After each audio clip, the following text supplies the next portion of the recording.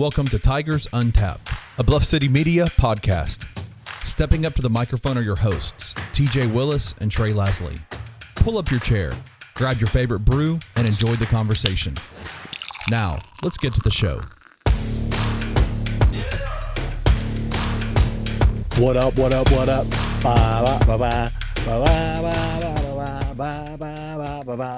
TJ, why did we not go live? We should have given the fans a live reaction after Saturday's victory. Kings Well, of the I think jungle. you know why. Yeah, you're right. We were at dinner, man. We were at your house, Christmas dinner. It's a good time. gonna do? Well, what a great weekend for the Tigers and Coach Hardaway. Big win. But first, more important news, breaking news as of today.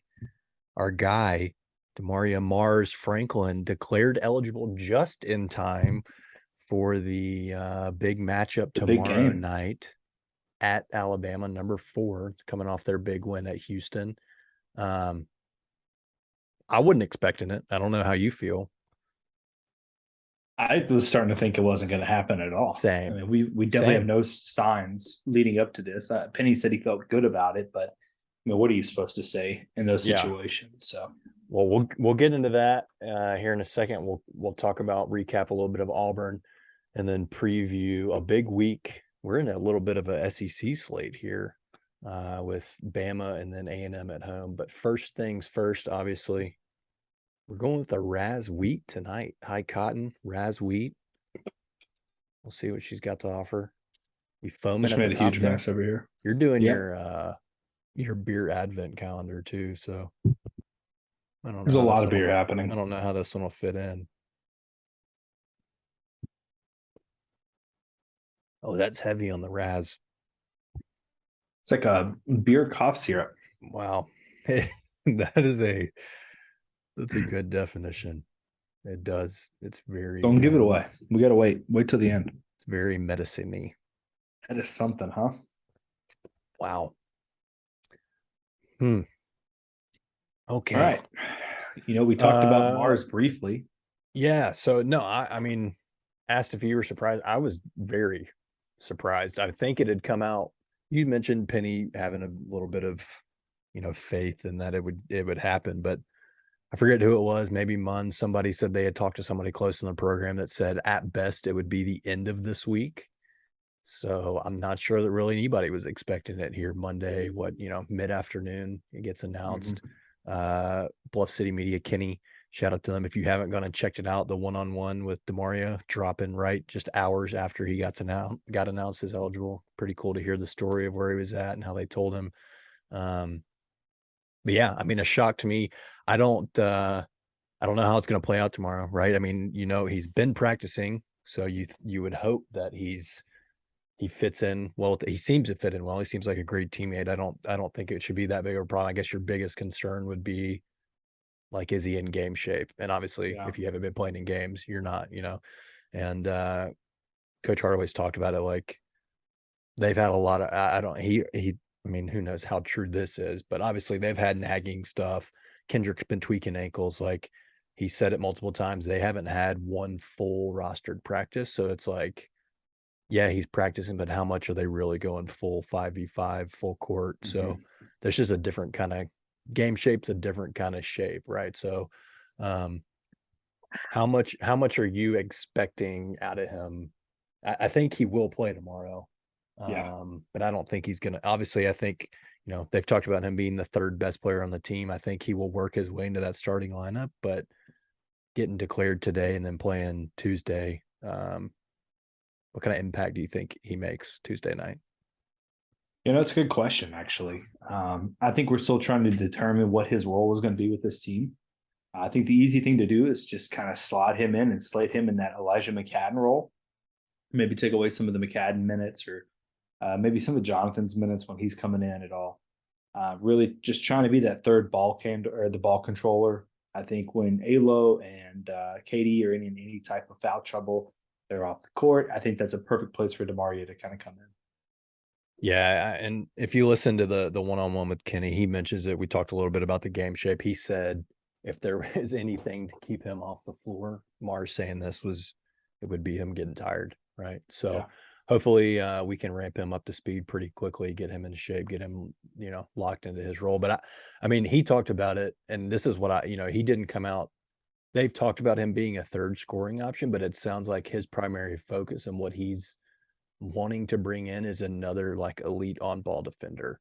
He called himself a pit bull. He said he wanted to be up there with Alex, just on ball, tough, in your nose, gritty defender, like coming after you full court, right? Making plays defensively. If you look at his statistics, I think last year, what he averaged 17, 7, and 3 maybe, but we talked about rebounding last week, right? And then the Tigers came out, they rebounded the ball great against Auburn, out rebounded them by 11. I think it was 43-32.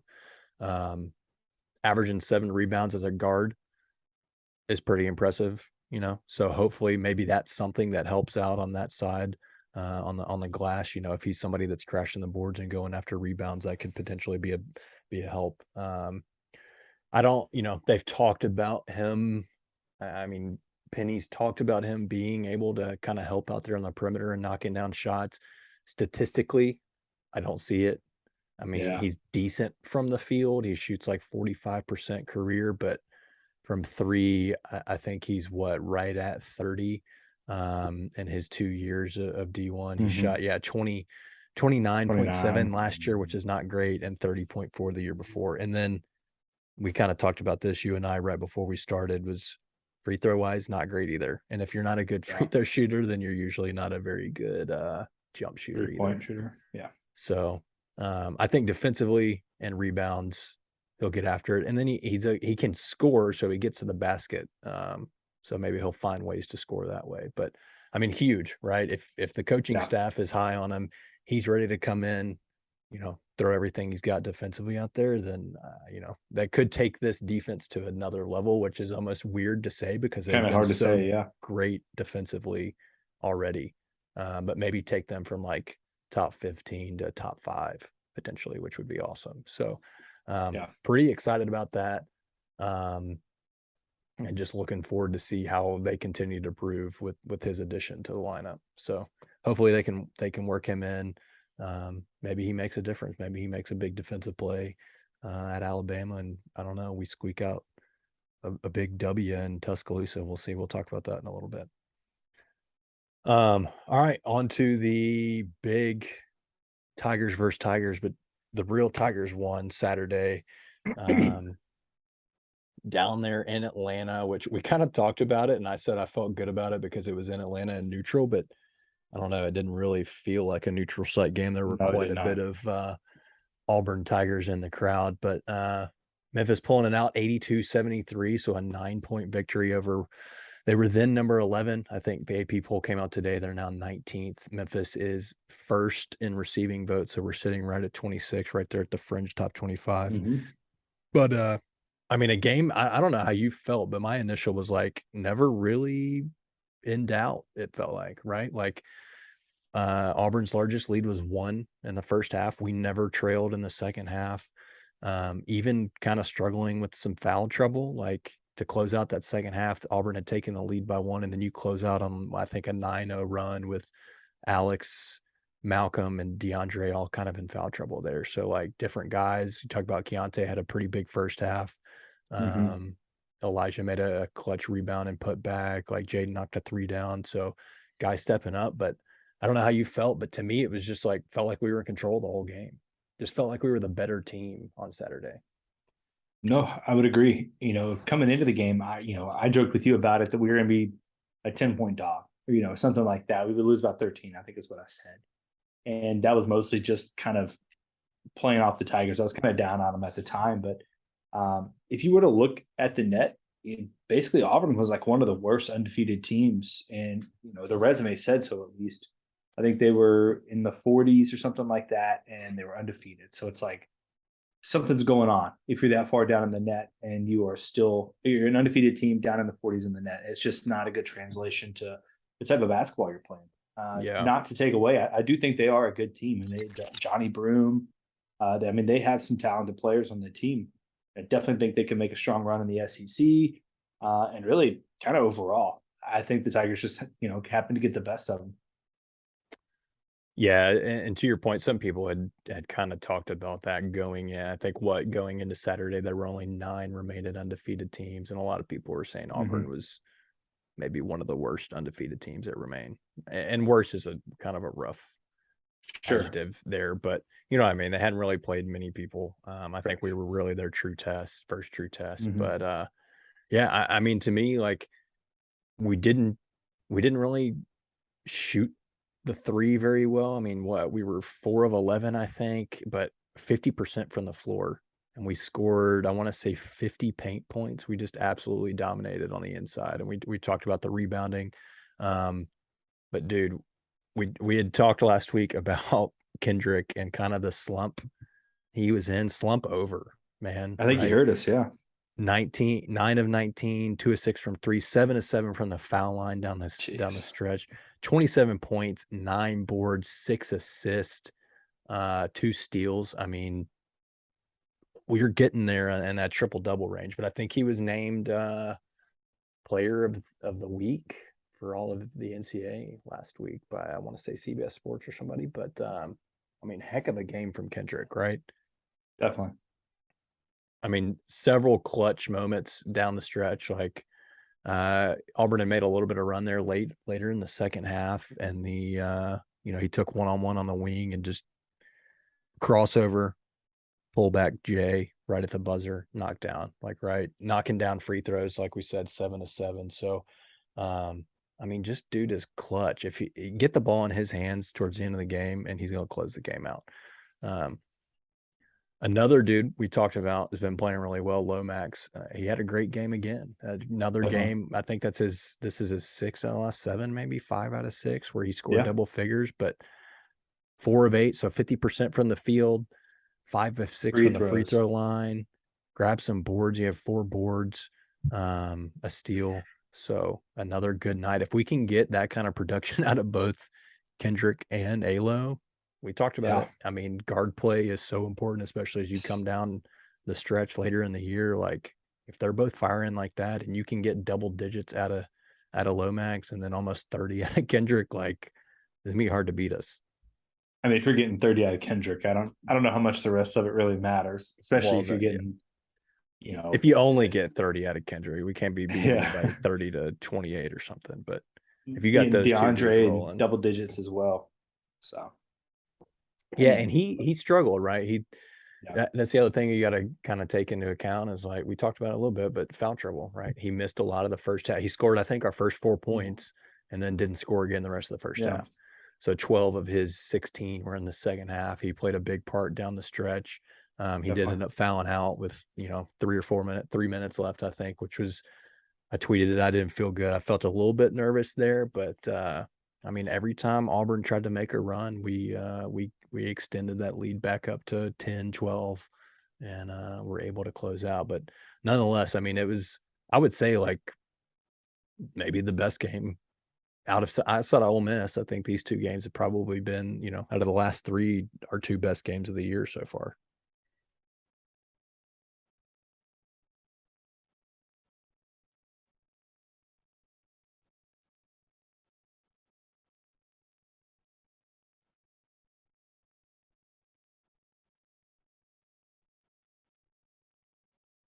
I can't hear you, dude. What's going on? You can hear me? No. You couldn't hear any of that? No. Anyway, I think that's what you want, right? You want the big games from your big time players. You want you want them to accept this type of challenge and really show out for the bigger games. Now, you are going to drop some like Seton Hall. You're going to drop the St. Louis. I almost called him SLU, but I don't want you to come at my throat again. SLU's right. SLU. You can call him SLU. Did I call him? It's I called him SLU. That you got mad about. That's right. Call him SLU all day. SLU, SLU, whatever, dude. Doesn't matter. You're going to lose some of those every now and then. The team's still trying to gel and come together. So it kind of is what it is there. But I think this game, right, the Alabama game, some of these games, even Texas A&M to an extent, we'll kind of get there. You really need your guys to show up for those type of big games. Yeah. And I mean, Kendrick talked about it, right? Like he admitted he'd kind of been in a little bit of a slump. It happens in all sports, right? Whether it's golf, tennis, whatever it may be, baseball, you get a hitting slump, right? But he, what he said was the night before, Coach Pete, told him, go be the killer you are. And then he mentioned Dez and Ja texting him the same thing. Like sometimes you just kind of need somebody to tell you, like, go be that killer. We had a guy in high school, super good, Asa, same kind of thing. Our senior year, he's a junior, great. I mean, was dominating practices. Our first 3 games of the year was kind of being a little passive, and finally Ryan, the team manager, was like, dude, you're better than everybody on the basketball court. Like, just go at them. I feel like sometimes somebody, people just need that kind of like somebody to tell them that, right? And in that instance, Kendrick was kind of saying, Penny and those guys telling me that just kind of lit that fire under me to go be the killer I am. And I think he showed that for sure Saturday versus Auburn. All right. Any final thoughts about Auburn? Are you worried? Let me ask you this. We talked about them maybe potentially some people saying them being the worst remaining. Well, they're no longer undefeated, but at that point in time, you mentioned them being 40th in the net. They're still ranked in the top 20. Mm-hmm. Do you think that was more Saturday says more about Auburn not being as good as people may have thought they were, or is it say more about how good we can be? I think it's probably more about how good Memphis can be, right? I think they just needed a little bit more time together. And I kind of touched on a second ago about just gelling, just having the whole team gel together. You need Kendrick to be Kendrick. You don't need him to fall into these slumps. Those do happen. But if you just watch him, he just looked off, like completely off with basketball. Like Monstars took his talent kind of situation. Yeah. So I think it's just the more time to gel, and hopefully the Demaria Franklin introduction doesn't kind of mess things up, because they do seem to have a good thing going here, but it seems like they're only going to get better with the addition of Franklin. Yeah, and it's funny you mentioned Franklin. I was talking to a buddy earlier today, and that's like, if I have a worry of this time, the timing of the, like, I would almost prefer this be at, like, not saying that I don't, like, I want him a part of this team, but you kind of want it maybe in a stretch where it's like an Alabama State, North Alabama. You got a couple of like cupcake games, and you can more work him back in as opposed to like on the road at a top 5. That's his first game back, right? So if there's any sort of worry, yeah, it's like incorporating and adding in a new piece in that type of environment in that big of a game. So I am interested to see how they do that tomorrow, and if he's limited at all, just given the situation and kind of what the team's been doing recently and how gelled they are, and kind of comfortable in what their roles are and what they've defined. We talked about it last week, but dude, I like have this such love hate with the net. I hate that it changes every day. There's a part of me that's like, it should just set the team, because it can hurt. It can both hurt and help you, right? For instance, the Auburn game. It's a quad 1 now, but if it said more Saturday about how not as good Auburn is as people thought, and they end up having just a mediocre year and they drop to say 55, that's no longer a quad 1. So a part of me is like, when you play the team, if they're quad 1, it should stay that way if it helps you. The other part is like, if it's hurting, Alabama or Auburn was undefeated when we beat them. They were ranked top 15. Like, that should count for us, not get, say they get to the end of January and Katie Johnson and Wendell Green are hurt or something, and they lose 5 in a row, and then they kind of just like fall off the map, and then we kind of get punished for that. So that's like my love-hate with the net. Yeah. The other part of that is like, net came out last Monday, we were 38th. We went 2-0 last week, beat an AP top 15 team, and here we are 38th. Yeah. Like, we gained nothing out of winning the games that we won. And it's because of that Little Rock game, right? Like, that's how important the metrics are. I mean, some of it is also the other teams in the net and what they were able to do, right? But like, we talked about it last week. When you've got a team like Little Rock that's as bad as they are and you only win by 15, that hurts you way more than maybe losing a game if we had lost the Auburn game, right? Yeah. Like, you got to win those games and win them by as much or more than you're supposed to win them by. where it's going to just Yeah. come back and bite you. So this would be a huge, obviously, resume. I mean, like you said, it would be the biggest win right now until we beat Houston at Houston later in the year. But I mean, we've talked about it. We don't have a whole lot of quad. I think we got 5 quad 1 opportunities left, right? We're sitting at right now, given how things have shaken out, we are sitting at 1-0 in quad because the St. Louis game has dropped to a quad 2. We're 1-0 in quad 1. So that would put you at 2-0. We're 2-2 in quad 2. So St. Louis has dropped to a quad 2. And then shout out Seton Hall. We knew that they were listening. Went out, beat Rutgers on the road yesterday, and we no longer have a quad 3 loss, which makes me just ecstatic. So shout out to the Seton Hall fellas for pulling out that and getting to, I think they're like 85th now or something. They made quite the jump. They went from like 120 to 80 something. Looking at it, 120 to 89. So a pretty big lead for that that road win against Rutgers. So shout out to them. And right behind them at 90th is St. Louis. So, and then right behind them at 91st is Texas A&M. All of our teams are right there at the high 80s, low 90s. Just not ideal. We need them to kind of bump up. And you kind of touched on it. A&M, I mean, I think they were preseason top 25. Yeah, and then they plummeted. And they went to like 100, and now they're going to 91. So they're kind of moving, in the right direction. They'll inevitably bump up once they get into the SEC play too, right? They're not going to go like over, even if they go 500, they're going to probably bump up. I mean, they won't get to quad 1 since it's at home. They'd have to be top 25, but they could definitely get to like top 50, which is a good, I mean, if you're beating top 50 teams in the net, no matter where it's at, those are good wins. So I think inevitably they will continue to come up just because of their schedule, the conference they play in.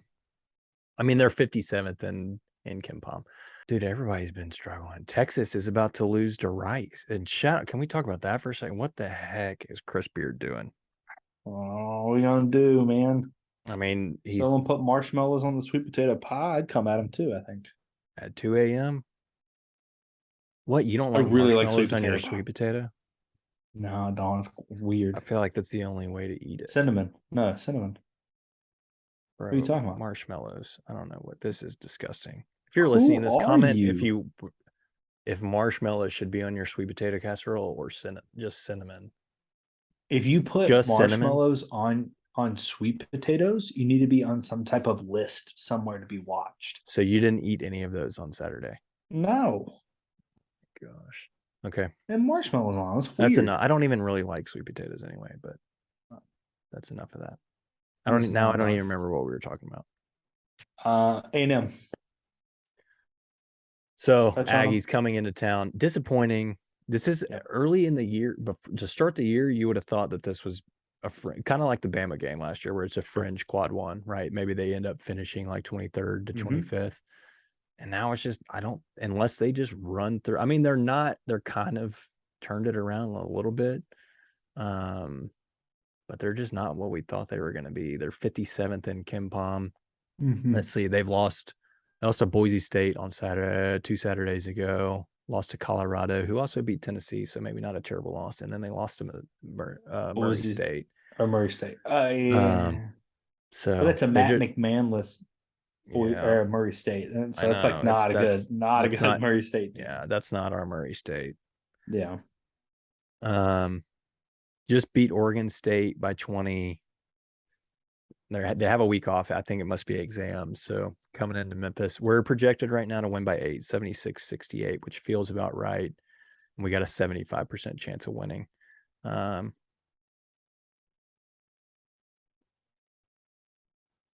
What do you think we got to do Saturday in order to beat A&M? This is going to sound kind of repetitive, but it's the same thing. They've got to be able to defend extremely well and make your free throws. I think if Memphis continues to do that, it's their recipe for success. You can't rely on 3-point shooting. I just don't think that team is constructed in that way. The rebounding kind of is what it is. I think it'll get a little bit better potentially with DeMaria. But really just defend. Do what you do best. Defend and just try to get to the line. and make your free throws. I think that's the biggest thing that they can kind of rely on in this instance. They're going to, move fast. They're going to turn it over. It just kind of is what it is when you play so fast. But try to maintain those, of course, in that 13 to 15 range. Anything more than that gets a little bit excessive, I think. So, I'm sticking to it. It's the recipe for the season for me. Yeah, I think you're right. A&M's got a couple of good little guards. Mhm. I think it'll be a good matchup for Demaria, Alo, and Kendrick, and Wade Taylor and Tyrese Radford. So they're top two scorers. They shoot okay. Taylor shoots 36 from 3. Mhm. Radford's 30. So kind of it feels like he'd fit in pretty well with us. But yeah, I mean, I think you're right. I think it's a team that you can sort of like Auburn, right? If you can pound it in the paint and score 50 plus in the paint, out rebound them, Sure. I think that's a game you win probably by double digits at home. All right, TJ, a little bit of we'll move on to football. Not a ton of football news, but we did get 2 commitments recently. We got another transfer in a linebacker at ETSU, Chandler Martin. He's a 6 foot. We'll give him. It says 5'11" and a half. Yeah. We'll go 6 foot, 210. It's a speedster. He's a fast guy, which we Yeah. talked about this season. Is like we needed more speed on that side of the football. Sure. We looked slow at times defensively. I would So agree with that. anybody, I mean, if you can get a fast linebacker, especially in some of that coverage, the flats and matching up with slot guys, like that's good help. I mean, he's a FCS All-American, a freshman All-American, I think, Mhm. ended the year with almost 100 tackles total. So Yeah. hopefully somebody that can come in, you're losing Tyler Murray, you're losing Zay. Obviously you still have Smoke Jones. Sincere, I think, may be back, but not a bad spot to add somebody at the Sure. linebacker position. Yeah, that's it, and I think the question is how will they use him, right? Yeah. We saw Tyler Murray go out the first game. Andrew Jones came in and played those minutes behind him, and that's someone like I'm super excited to watch play. But kind of seems like Chandler does what Andrew does at the same time, so you kind of have some competition there. Will they potentially move Andrew over and Chandler Martin will fill in those Tyler Murray minutes, or necessarily how does that work out? Because to your point, I do think we'll get Sincere Evans back on a 5th year. They haven't come out and announced that yet, but he's got the time. You may as well. This is the hometown. It may mean something different, but I definitely think they want him to come back as well. Yeah. And then arguably this is a pretty big get for the staff, right? And Derick Hunter, he's a 4-star transfer from Hines, I think, Community College, guy out of Raymond, Mississippi. He had a lot of really good offers. I mean, Arizona, Arkansas, Auburn, Colorado, Florida State, Louisville, Mississippi State, Nebraska, Purdue, Tennessee, Texas. He had some future casts for Florida State and Texas, so a pretty big get. But the biggest is literally dude's big, 6'4", 300. I mean, that you got Derick Hunter and Cam Jackson on your line. That's beef, right? I mean, that you're plugging up the middle. You're stopping the run for sure with those 2 dudes. I mean, that's 2 dudes that probably could both. If they're both out there at the same time, you probably got 3 or 4 guys trying to block those 2 dudes. And again, another one, I'm curious how they're going to use him. Is he seen more as a defensive end? Is he more of a defensive tackle?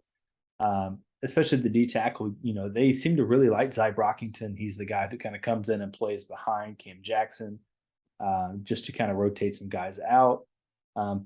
With Wardalis Ducksworth graduating and moving on, I don't really know who they have coming in behind that defensive end spot there. Is this a place that he can move in? Is he agile enough? Is that a good fit for him? Is it someone like Josh White? There's a lot of options here, right? I think you bring in the talent and kind of make do with what you've got from there on out. Yeah. I did not realize this. Did you realize that Derick Hunter was previously a A&M commit? He went to A&M for his first 2 years. I did not know that. No. Let me double check that, but that's what it seems like a good box to check. Yeah. Looking at, I was trying to look up his class. Yeah, I was trying to look up his stats. It says 2020 and 2021 he was at A&M. I want to And say that was they two had the number solo one and two recruiting class assist that tack. year. Yeah. 1 tackle for a loss his freshman year. I did not It's realize not that. bad.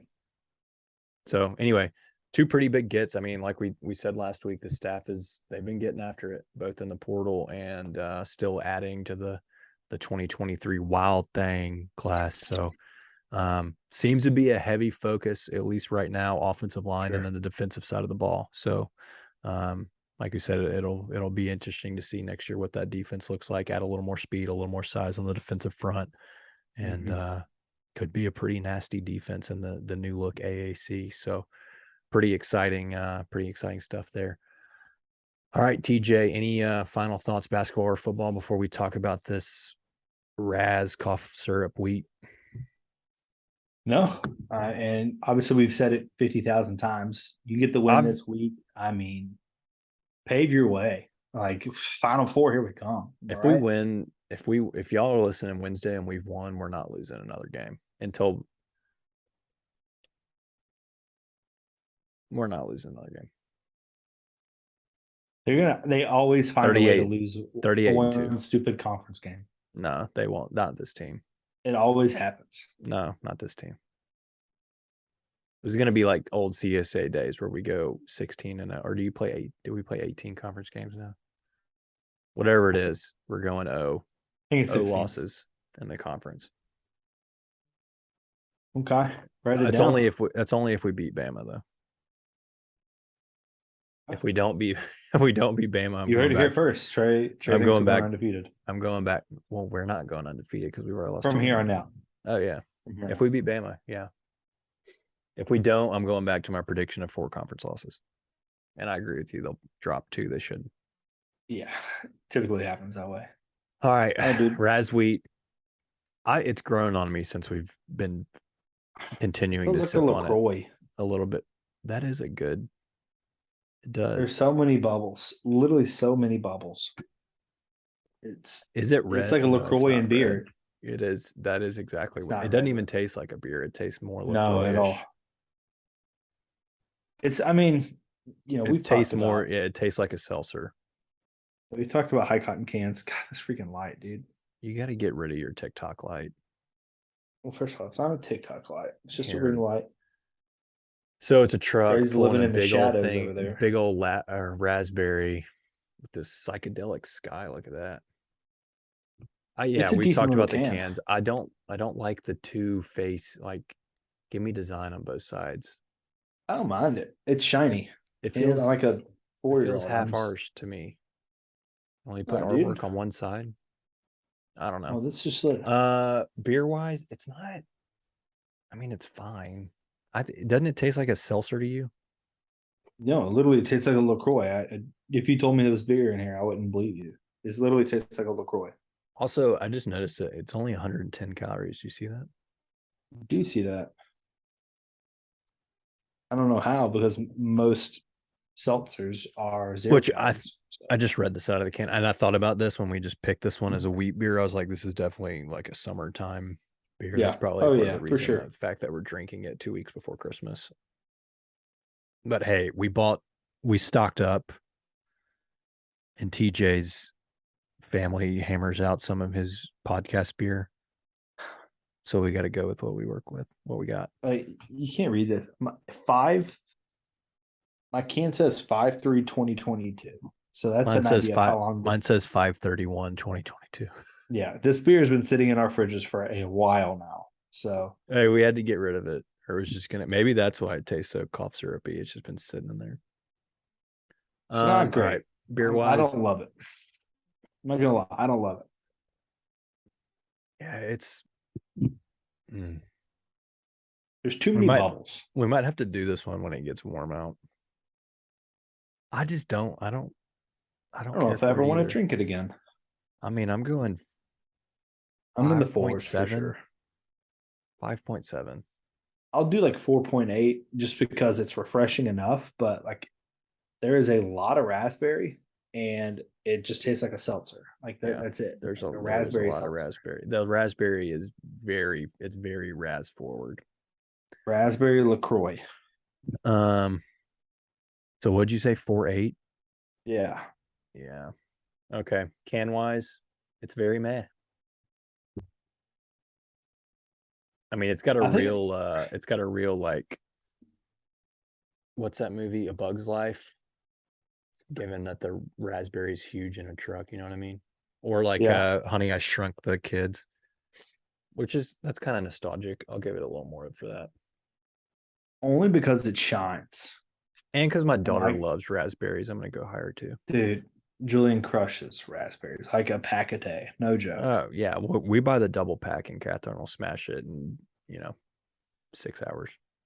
We'll literally just walk around Kroger with an open pack and he crushes it. And we're just scanning. Matter of fact, Julian and Catherine will probably love this.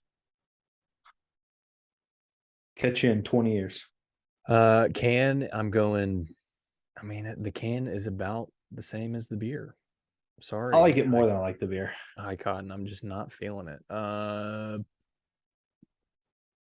giving a little more for the Honey, I Shrunk the Kids vibe. 5.9. Okay, I'm going 6-1 for the can. I kind of like We're it. about on par. The shininess works for me. Nice. And it's got the low-key pyramid on this side that says Memphis in it. So they all have that, though. Yeah, I'll continue to give it points. All right. For TJ, this is Trey. Come with a cold beer, stay for the hot takes. Peace. If you enjoyed this episode of Tigers Untapped, please leave a like and a comment wherever you download your podcasts. Head over to bluffcitynil.com for comprehensive coverage of Memphis Tiger athletics. We will see you back here next week.